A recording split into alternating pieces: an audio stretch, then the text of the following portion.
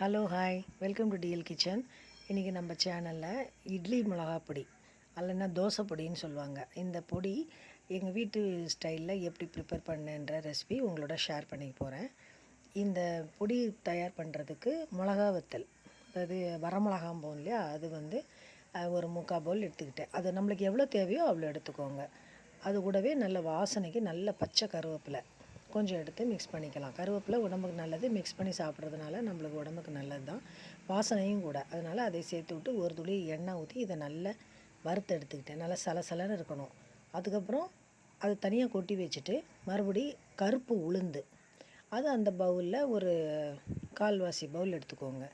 அதை எடுத்துகிட்டு அது நல்ல மணம் வரும், தண்ணியை லைட்டாக செவக்கும், அப்போது ஒரு மணம் வரும், அதுதான் பருவம். அதை அப்படியே தனியாக எடுத்து கொட்டி வச்சுக்கோங்க. அடுத்தது வெள்ளை உளுந்தும் நம்ம அதே மாதிரி கொஞ்சம் செவப்பானோடனே மணம் வரும். மணம் வந்ததும் அதை அப்படியே எடுத்து தனியாக கொட்டி வச்சுட்டு 3 தட்டில் பரப்பி வச்சு நல்லா ஆறினதுக்கப்புறம் மிக்ஸி ஜாரில் போட்டு நல்லா ஒன்று போல் ஒரு கோர்ஸ் பவுடராக திரிச்சா போதும். ஏன்னு கேட்டிங்கன்னா ரொம்ப நைஸாக இருந்தால் அது சாப்பிடும்போது நல்லா இருக்காது.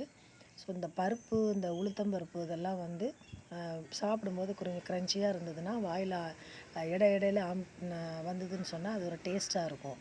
அதுக்காக தேவையான பெருங்காயம் பொடி இருந்தால் அதை சேர்த்துக்கோங்க.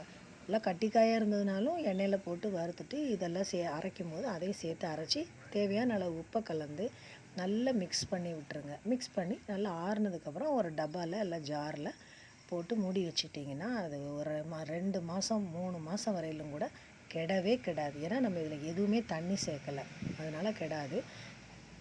இந்த பொடியை இந்த மாதிரி தோசை, இட்லி ஏதாவது ப்ரிப்பேர் பண்ணி இந்த பொடியை சைடில் போட்டுட்டு எண்ணெயோ இல்லை நெய்யோ கலந்து சாப்பிட்டோம்னா சூப்பராக இருக்குங்க. வெறும் சாதத்தில் கூட விருப்பப்பட்டவங்க இந்த பொடியை போட்டு எண்ணெய் ஊற்றி சாப்பிடுவாங்க. அது வந்து ரொம்பவே டேஸ்ட்டாக இருக்கும். நீங்களும் இந்த பொடி ட்ரை பண்ணி பாருங்கள். எனி டைம் நம்ம சட்னி, சாம்பார் இது தயார் பண்ணணும், இதுவே போர் அடிச்சிட்ருக்கோம். இந்த டைம் இல்லாத நேரங்களில் இந்த பொடி வந்து நம்மளுக்கு ரொம்ப ஹெல்ப்ஃபுல்லாக இருக்கும். நீங்கள் ட்ரை பண்ணுங்கள். தேங்க்ஸ் ஃபார் வாட்சிங்.